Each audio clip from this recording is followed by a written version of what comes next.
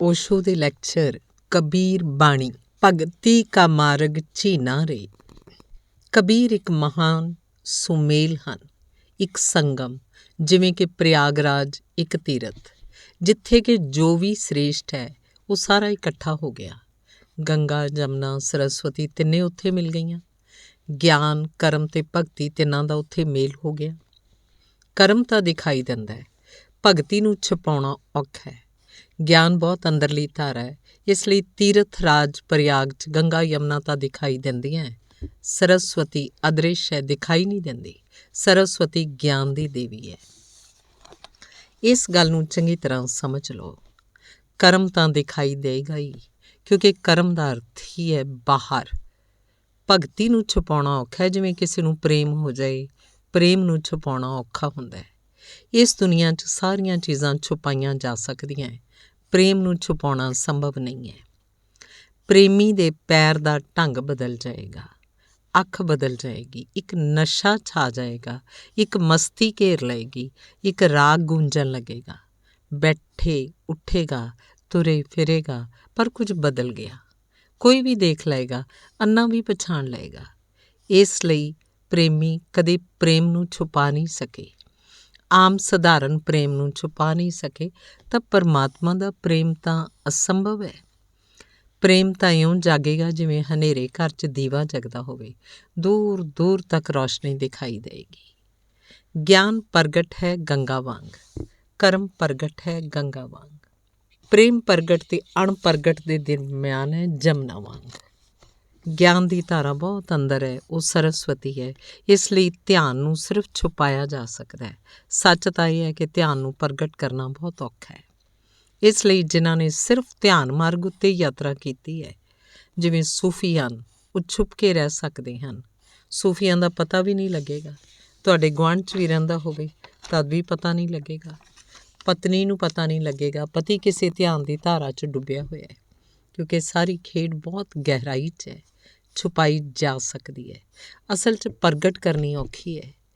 ਪ੍ਰੇਮ ਨੂੰ ਛੁਪਾਉਣਾ ਔਖਾ ਹੈ, ਪ੍ਰੇਮ ਨੂੰ ਦੱਸਣਾ ਵੀ ਔਖਾ ਹੈ, ਛੁਪਾਉਣਾ ਵੀ ਔਖਾ ਹੈ। ਉਹ ਠੀਕ ਵਿਚਕਾਰ ਹੈ। ਕਰਮ ਪ੍ਰਗਟ ਹੈ ਤੇ ਕਬੀਰ ਤਿੰਨੇ ਹਨ। ਕਬੀਰ ਜ਼ਿੰਦਗੀ ਭਰ ਕਰਮ ਨਾਲੋਂ ਕਦੇ ਵੱਖ ਨਹੀਂ ਹੋਏ। ਕਰਮ ਨੂੰ ਉਹਨਾਂ ਨੇ ਕਦੇ ਨਹੀਂ ਛੱਡਿਆ। ਭਗਤ ਉਹ ਹਨ, ਉਹਨਾਂ ਦੀ ਸਾਰੀ ਜ਼ਿੰਦਗੀ ਕੀਰਤਨ ਦੀ ਮਸਤੀ ਨਾਲ ਭਰੀ ਹੋਈ ਜ਼ਿੰਦਗੀ ਹੈ। ਸਵੇਰ ਤੋਂ ਰਾਤ ਤੱਕ ਉਹ ਗਾਉਂਦੇ ਹੀ ਰਹਿੰਦੇ ਹਨ। ਉਹ ਗੀਤ ਕੋਈ ਸਧਾਰਨ ਨਹੀਂ, ਉਹ ਗੀਤ ਗਲੇ 'ਚੋਂ ਨਹੀਂ ਆਇਆ ਅਤੇ ਉਸ ਗੀਤ ਦਾ ਜਨਮ ਬੁੱਧੀ ਅਤੇ ਵਿਚਾਰਾਂ ਤੋਂ ਨਹੀਂ ਹੋਇਆ। ਉਹ ਗੀਤ ਉਹਨਾਂ ਦੇ ਪ੍ਰਾਣਾਂ ਦੇ ਪ੍ਰਾਣ 'ਚੋਂ ਉੱਠਿਆ ਹੈ।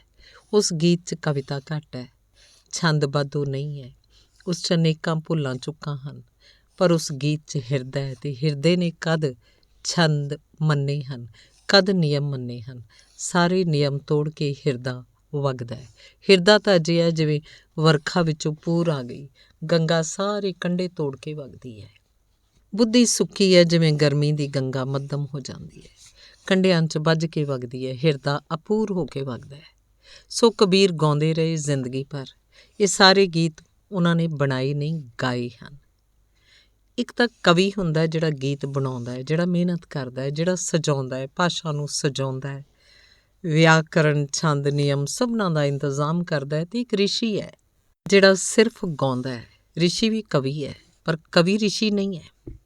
ਰਿਸ਼ੀ ਵੀ ਗਾਉਂਦਾ ਹੈ, ਪਰ ਉਹਦਾ ਗੀਤ ਕੋਈ ਬੌਧਿਕ ਆਯੋਜਨ ਨਹੀਂ, ਕੋਈ ਵਿਵਸਥਾ, ਭਾਸ਼ਾ, ਵਿਆਕਰਨ, ਛੰਦ ਨਹੀਂ ਹੈ। ਉਹਦਾ ਗੀਤ ਤਾਂ ਸਿਰਫ ਹਿਰਦੇ 'ਚ ਆ ਗਿਆ, ਆਪਣੇ ਅੰਦਰ ਨਹੀਂ ਰੋਕ ਸਕਦਾ, ਉਹ ਬਾਹਰ ਵਗਦਾ ਹੈ। ਉਹਦਾ ਗੀਤ ਉਹਦੀ ਮਸਤੀ ਹੈ। ਕਬੀਰ ਜ਼ਿੰਦਗੀ ਭਰ ਗਾਉਂਦੇ ਰਹੇ, ਉਸ ਗੀਤ 'ਚ ਉਹਨਾਂ ਦੀ ਭਗਤੀ ਵਗੀ ਹੈ। ਭਗਤੀ ਨੂੰ ਉਹ ਛੁਪਾ ਨਹੀਂ ਸਕੇ, ਕੋਈ ਨਹੀਂ ਛੁਪਾ ਸਕਦਾ, ਪਰ ਧਿਆਨ ਨੂੰ ਉਹਨਾਂ ਅੰਦਰ ਸੰਭਾਲੀ ਰੱਖਿਆ। ਉਹਦਾ ਨਾਂ ਯਤਨ ਹੈ, ਉਹ ਅੰਦਰੂਨੀ ਘਟਨਾ ਹੈ, ਉਹਦਾ ਬਾਹਰਲੀ ਦੁਨੀਆ ਨਾਲ ਕੋਈ ਲੈਣ ਦੇਣ ਨਹੀਂ, ਉਹ ਅਤਿਅੰਤ ਇਕਾਂਤ 'ਚ ਵਾਪਰਦੀ ਹੈ। ਕਰਮ 'ਚ ਤਾਂ ਤੁਸੀਂ ਹੋ, ਸਾਰਾ ਸੰਸਾਰ ਹੈ। ਭਗਤੀ 'ਚ ਤੁਸੀਂ ਹੋ, ਤੁਹਾਡਾ ਪ੍ਰੇਮੀ ਪਰਮਾਤਮਾ ਹੈ। ਧਿਆਨ 'ਚ ਤੁਸੀਂ ਬਿਲਕੁਲ ਹੀ ਇਕੱਲੇ ਹੋ। ਕਬੀਰ ਨੇ ਕਿਹਾ, ਹੇਰਤ ਹੇਰਤ ਹੇ ਸਖੀ ਰਿਹਾ ਕਬੀਰ ਹੇਰਾਏ। ਭਾਲਦਿਆਂ ਭਾਲਦਿਆਂ ਆਪ ਮੈਂ ਗੁਆਚ ਗਿਆ, ਹੁਣ ਮੇਰਾ ਹੀ ਪਤਾ ਨਹੀਂ ਲੱਗਦਾ ਕਿੱਥੇ ਹਾਂ। ਕੀ ਭਾਲਣ ਨਿਕਲਿਆ ਸੀ ਉਹ ਤਾਂ ਗੱਲ ਵੱਖਰੀ ਹੈ, ਜੋ ਭਾਲਣ ਨਿਕਲਿਆ ਸੀ ਉਹਦਾ ਵੀ ਹੁਣ ਪਤਾ ਟਿਕਾਣਾ ਨਹੀਂ। ਧਿਆਨ 'ਚ ਅਜਿਹੀ ਘੜੀ ਆਉਂਦੀ ਹੈ ਜਦ ਤੁਸੀਂ ਭਾਲਣ ਜੋ ਚੱਲੇ ਹੋ ਉਹ ਤਾਂ ਮਿਲਦਾ ਨਹੀਂ, ਤੁਸੀਂ ਗੁਆਚ ਜਾਂਦੇ ਹੋ, ਪਰ ਤੁਹਾਡੇ ਗੁਆਚਦਿਆਂ ਹੀ ਉਹ ਮਿਲ ਜਾਂਦਾ ਹੈ। ਇਸ ਲਈ ਇੱਕ ਬਹੁਤ ਵੱਡਾ ਵਿਰੋਧਭਾਸ ਪੈਰਾਡਾਕਸ ਹੈ। ਤੁਸੀਂ ਕਦੇ ਪਰਮਾਤਮਾ ਨਾਲ ਨਹੀਂ ਮਿਲ ਸਕਦੇ, ਤਦ ਤੱਕ ਉਹ ਘਟ ਨਹੀਂ ਸਕਦਾ। ਇਸ ਲਈ ਮਨੁੱਖ ਦਾ ਪਰਮਾਤਮਾ ਨਾਲ ਕਦੇ ਮਿਲਾਪ ਨਹੀਂ ਹੁੰਦਾ। ਪਰਮਾਤਮਾ ਦਾ ਹੀ ਪਰਮਾਤਮਾ ਨਾਲ ਮੇਲ ਹੁੰਦਾ ਹੈ। ਮਨੁੱਖ ਤਾਂ ਗੁਆਚ ਜਾਂਦਾ ਹੈ ਰਾਹ 'ਚ। ਮਨੁੱਖ ਤਾਂ ਭਾਲਦਿਆਂ ਭਾਲਦਿਆਂ ਗਲ ਜਾਂਦਾ ਹੈ, ਪੰਘਰ ਜਾਂਦਾ ਹੈ। ਮਿਲਾਪ ਦੀ ਘੜੀ ਆਉਂਦੇ ਆਉਂਦੇ ਤੁਸੀਂ ਅਚਾਨਕ ਚੌਂਕ ਕੇ ਦੇਖੋਗੇ, ਜੋ ਭਾਲਣ ਨਿਕਲਿਆ ਸੀ ਉਹ ਕਿਤੇ ਰਾਹ 'ਚ ਹੀ ਰਹਿ ਗਿਆ, ਅਤੇ ਜੋ ਪੁੱਜਿਆ ਹੈ ਮੰਜ਼ਿਲ ਤੱਕ, ਇਹਦੀ ਤਾਂ ਪਛਾਣ ਹੀ ਨਹੀਂ ਸੀ ਕਿ ਇਹ ਵੀ ਮੇਰੇ ਅੰਦਰ ਹੈ। ਅਤੇ ਜੋ ਪੁੱਜਿਆ ਮੰਜ਼ਿਲ ਤੱਕ, ਇਹ ਤਾਂ ਹਮੇਸ਼ਾ ਮੇਰੇ ਅੰਦਰ ਸੀ। ਮੰਜ਼ਿਲ ਤੱਕ ਆਉਣ ਦੀ ਕੋਈ ਲੋੜ ਨਹੀਂ ਸੀ। ਰਤਾ ਕੋ ਗਰਦਨ ਝੁਕਾ ਲਈ ਹੁੰਦੀ ਤਾਂ ਆਪਣੇ ਅੰਦਰ ਹੀ ਦੇਖ ਲਿਆ ਹੁੰਦਾ। ਮੰਜ਼ਿਲ ਅੰਦਰ ਹੈ, ਪਰਮਾਤਮਾ ਅੰਦਰ ਹੈ। ਭਾਲਣ ਵਾਲੇ ਦੇ ਗੁਆਚਣ ਦੀ ਕਮੀ ਹੈ। ਧਿਆਨ ਵਿੱਚ ਤਾਂ ਬਿਲਕੁਲ ਹੀ ਇਕੱਲੇ ਹੋ, ਗਿਆਨ 'ਚ ਬਿਲਕੁਲ ਹੀ ਇਕੱਲੇ ਹੋ। ਗਿਆਨ ਦੀ ਵਿਧੀ ਧਿਆਨ ਹੈ, ਭਗਤੀ ਦੀ ਵਿਧੀ ਪ੍ਰੇਮ ਹੈ, ਕਰਮ ਦੀ ਵਿਧੀ ਸੇਵਾ ਹੈ। ਕ੍ਰਾਈਸਟ ਨੇ ਸੇਵਾ ਨੂੰ ਸਾਰਾ ਸਾਧਨ ਮੰਨਿਆ, ਇਸ ਲਈ ਈਸਾਈਅਤ ਵਿੱਚ ਸੇਵਾ ਆਰਾਧਨਾ ਬਣ ਗਈ। ਬੁੱਧ ਨੇ ਧਿਆਨ ਨੂੰ ਸਮੁੱਚੀ ਸਾਧਨਾ ਦਾ ਕੇਂਦਰ ਮੰਨਿਆ, ਇਸ ਲਈ ਬੁੱਧ ਧਰਮ 'ਚ ਸੇਵਾ ਭਗਤੀ ਦੋਵੇਂ ਗੁਆਚ ਗਏ, ਸਿਰਫ ਧਿਆਨ ਰਹਿ ਗਿਆ। ਕਬੀਰ ਤਿੰਨੇ ਹਨ, ਮੀਰਾ ਹਨ, ਚੈਤਨਿਆ ਹਨ, ਉਹ ਸਿਰਫ ਭਗਤੀ ਨਾਲ ਜੀ ਰਹੇ ਹਨ। ਇਸ ਲਈ ਕਹਿੰਦਾ ਹਾਂ, ਕਬੀਰ ਤੀਰਥ ਰਾਜ ਪ੍ਰਯਾਗ ਹਨ, ਤੀਰਥਾਂ 'ਚ ਸ੍ਰੇਸ਼ਠ ਹਨ, ਕਿਉਂਕਿ ਤਿੰਨੇ ਧਾਰਾਵਾਂ ਉਹਨਾਂ 'ਚ ਆ ਜਾਂਦੀਆਂ ਹਨ ਅਤੇ ਮਿਲ ਜਾਂਦੀਆਂ ਹਨ। ਉਹਨਾਂ 'ਚ ਬੜੀ ਸਿੰਥੇਸਿਸ, ਉਹਨਾਂ 'ਚ ਵੱਡਾ ਸੰਤੁਲਨ ਨਹੀਂ ਵਾਪਰਿਆ। ਇਸ ਲਈ ਕਬੀਰ ਨੂੰ ਸਮਝਣਾ ਵੀ ਔਖਾ ਹੈ, ਕਿਉਂਕਿ ਜਿੱਥੇ ਤਿੰਨ ਅਨੁਪਮ ਧਾਰਾਵਾਂ ਆ ਕੇ ਡਿੱਗਦੀਆਂ ਹੋਣ, ਉੱਥੇ ਬੜੀ ਮੁਸ਼ਕਿਲ ਹੋ ਜਾਏਗੀ, ਦਲੀਲ ਕੰਮ ਨਹੀਂ ਆਏਗੀ। ਕਦੇ ਕਬੀਰ ਇਹ ਕਹਿੰਦੇ ਜਾਪਣਗੇ, ਕਦੇ ਉਹ ਕਹਿੰਦੇ ਪ੍ਰਤੀਤ ਹੋਣਗੇ, ਕਦੇ ਕਹਿਣਗੇ, ਕਦੇ ਉਹਦਾ ਵਿਰੋਧ ਕਰਨਗੇ, ਕਿਉਂਕਿ ਜੋ ਕਰਮ ਖਾਤਰ ਸੱਚ ਹੈ ਉਹੀ ਭਗਤੀ ਖਾਤਰ ਸੱਚ ਨਹੀਂ। ਜੋ ਭਗਤੀ ਲਈ ਸੱਚ ਹੈ ਉਹ ਕਰਮ 'ਚ ਰੁਕਾਵਟ ਬਣ ਜਾਂਦਾ ਹੈ। ਇਸ ਲਈ ਕਬੀਰ ਵਰਗੇ ਵਿਅਕਤੀ ਦੇ ਪਿੱਛੇ ਇੱਕ ਵੱਡਾ ਰਹੱਸ ਰਹਿ ਜਾਂਦਾ ਹੈ, ਜਿਹਨੂੰ ਖੋਲ੍ਹਣ ਦੀ ਕੋਸ਼ਿਸ਼ ਚੱਲਦੀ ਹੈ ਸਦੀਆਂ ਤੀਕ, ਪਰ ਖੋਲ੍ਹਿਆ ਨਹੀਂ ਜਾ ਸਕਦਾ। ਅੱਜ ਦਾ ਜੋ ਗੀਤ ਹੈ ਉਹ ਭਗਤੀ ਨਾਲ ਸੰਬੰਧਿਤ ਹੈ। ਪਹਿਲਾਂ ਅਸੀਂ ਜ਼ਰਾ ਕੁ ਭਗਤੀ ਨੂੰ ਸਮਝ ਲਈਏ, ਫਿਰ ਇਸ ਗੀਤ 'ਚ ਉਤਰੀਏ। ਪ੍ਰੇਮ ਅਸੀਂ ਜਾਣਦੇ ਹਾਂ, ਭਗਤੀ ਨਾਲ ਸਾਡਾ ਕੋਈ ਸੰਬੰਧ ਨਹੀਂ ਹੈ। ਪ੍ਰੇਮ ਵੀ ਅਸੀਂ ਬਹੁਤਾ ਨਹੀਂ ਜਾਣਦੇ। ਕਦੇ ਕਿਣਕਾ ਛਿਨਕੂ ਦਾ, ਕਦੇ ਥੋੜ੍ਹੀਆਂ ਜਿਹੀਆਂ ਝਲਕੀਆਂ ਉਹਦੀ ਜ਼ਿੰਦਗੀ 'ਚ ਉਤਰੀਆਂ ਹਨ। ਕਦੇ ਛਿਨ ਭਰ ਨੂੰ ਇੰਝ ਜਾਪਿਆ ਕਿ ਕਿਸੇ ਦੇ ਨਾਲ ਅਸੀਂ ਗੁਆਚ ਗਏ। ਜਿੱਥੇ ਵੀ ਗੁਆਚਣ ਦਾ ਅਨੁਭਵ ਹੋਵੇ, ਸਮਝ ਲੈਣਾ ਪ੍ਰੇਮ ਹੈ। ਜੇਕਰ ਗੁਆਚਣ ਦਾ ਅਨੁਭਵ ਜ਼ਿੰਦਗੀ 'ਚ ਕਦੇ ਨਾ ਹੋਇਆ ਹੋਵੇ, ਸਮਝਣਾ ਕਿ ਪ੍ਰੇਮ ਤੋਂ ਅਣਛੋਏ ਰਹਿ ਗਏ।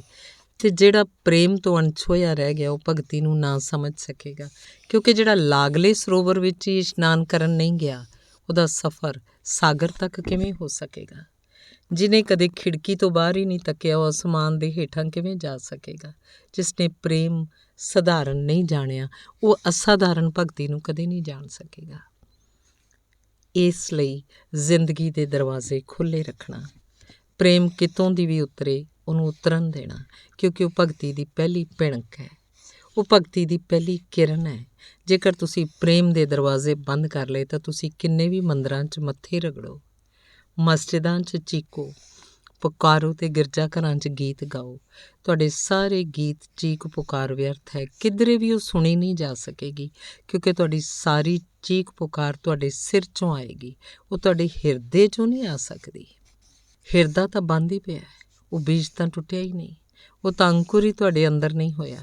ਤੁਸੀਂ ਕਹੋਗੇ ਨਹੀਂ, ਪ੍ਰੇਮ ਅਸੀਂ ਕੀਤਾ ਹੈ, ਪਤਨੀ ਨਾਲ ਸਾਡਾ ਪ੍ਰੇਮ ਹੈ, ਬੱਚਿਆਂ ਨਾਲ ਸਾਡਾ ਪ੍ਰੇਮ ਹੈ, ਪਰ ਰਤਾ ਗੌਰ ਕਰਕੇ ਦੇਖਣਾ, ਕਿਉਂਕਿ ਪ੍ਰੇਮ ਦੀ ਪਰਿਭਾਸ਼ਾ ਇਹੀ ਹੈ ਕਿ ਜਿਸ 'ਚ ਤੁਸੀਂ ਗੁਆਚ ਜਾਓ। ਕਦੇ ਅਜਿਹਾ ਛਿਣ ਆਇਆ ਜਦ ਪਤਨੀ 'ਚ ਤੁਸੀਂ ਗੁਆਚ ਗਏ? ਨਹੀਂ। ਸਾਰੇ ਪਤੀਆਂ ਦੀ ਕੋਸ਼ਿਸ਼ ਇਹੀ ਹੈ ਕਿ ਪਤਨੀਆਂ ਉਹਨਾਂ 'ਚ ਗੁਆਚ ਜਾਣ। ਸਾਰੀਆਂ ਪਤਨੀਆਂ ਦੀ ਕੋਸ਼ਿਸ਼ ਹੈ ਕਿ ਪਤੀ ਉਹਨਾਂ 'ਚ ਗੁਆਚ ਜਾਣ। ਪ੍ਰੇਮ ਦੂਜੇ ਨੂੰ ਆਪਣੇ 'ਚ ਨਹੀਂ ਡੁਬੋਣਾ ਚਾਹੁੰਦਾ, ਆਪਣੇ ਆਪ ਨੂੰ ਦੂਜੇ 'ਚ ਡੁਬੋਂਦਾ ਹੈ, ਅਤੇ ਜਿਹੜਾ ਆਪੇ ਨੂੰ ਦੂਜੇ 'ਚ ਡੇਗਦਾ ਉਹ ਦੂਜੇ ਵਾਸਤੇ ਤਾਂ ਆਪਣੇ ਆਪ ਹੀ ਡੁੱਬਣ ਦਾ ਕਾਰਨ ਬਣ ਜਾਂਦਾ ਹੈ। ਸੋ ਤੁਸੀਂ ਜਿਹਨੂੰ ਪ੍ਰੇਮ ਕਹਿੰਦੇ ਹੋ, ਪ੍ਰੇਮ ਨਹੀਂ ਹੈ, ਉਹ ਵੀ ਸ਼ੋਸ਼ਣ ਦਾ ਇੱਕ ਢੰਗ ਹੈ, ਉਹ ਵੀ ਹਿੰਸਾ ਦਾ ਇੱਕ ਰਾਹ ਹੈ। ਜੇ ਤੁਸੀਂ ਆਪਣੇ ਪ੍ਰੇਮੀ ਉੱਪਰ ਕਬਜ਼ਾ ਕਰਨਾ ਚਾਹੁੰਦੇ ਹੋ ਤਾਂ ਤੁਸੀਂ ਪ੍ਰੇਮ ਨੂੰ ਜਾਣਿਆ ਹੀ ਨਹੀਂ, ਤੁਸੀਂ ਪ੍ਰੇਮ ਨੂੰ ਪਛਾਣਿਆ ਹੀ ਨਹੀਂ। ਪ੍ਰੇਮ ਕਬਜ਼ਾ ਨਹੀਂ ਕਰਨਾ ਚਾਹੁੰਦਾ, ਕਬਜ਼ਾ ਦੇਣਾ ਚਾਹੁੰਦਾ ਹੈ। ਪ੍ਰੇਮ ਮਾਲਕ ਨਹੀਂ ਬਣਨਾ ਚਾਹੁੰਦਾ, ਮਾਲਕ ਬਣਾਉਣਾ ਚਾਹੁੰਦਾ ਹੈ। ਇਸੇ ਲਈ ਤਾਂ ਕਬੀਰ ਬਾਰ-ਬਾਰ ਕਹਿੰਦੇ ਹਨ, ਕਹੇ ਦਾਸ ਕਬੀਰ ਉਹ ਜੋ ਦਾਸ ਲਫ਼ਜ਼ ਹੈ ਸਮਝ ਲੈਣਾ। ਉਹਦਾ ਅਰਥ ਹੈ ਪ੍ਰੇਮ ਕਬਜ਼ਾ ਦੇਣਾ ਚਾਹੁੰਦਾ ਹੈ, ਉਹ ਦੂਜੇ ਨੂੰ ਮਾਲਕ ਬਣਾਉਣਾ ਚਾਹੁੰਦਾ ਹੈ, ਤੁਹਾਡਾ ਸਾਰਾ ਪ੍ਰੇਮ ਮਾਲਕ ਬਣਨਾ ਚਾਹੁੰਦਾ ਹੈ। ਇਸ ਲਈ ਝੂਠ ਹੈ। ਜ਼ਰਾ ਜਿੰਨੀ ਤਰਕੀਬ ਤੇ ਸਾਰੀ ਭੁੱਲ ਹੋ ਗਈ। ਤੁਸੀਂ ਦੂਜੇ ਨੂੰ ਦਾਸ ਬਣਾਉਣਾ ਚਾਹੁੰਦੇ ਹੋ, ਪ੍ਰੇਮ ਖੁਦ ਦਾਸ ਬਣਨਾ ਚਾਹੁੰਦਾ ਹੈ। ਧੰਨਵਾਦ। ਚੱਲਦਾ।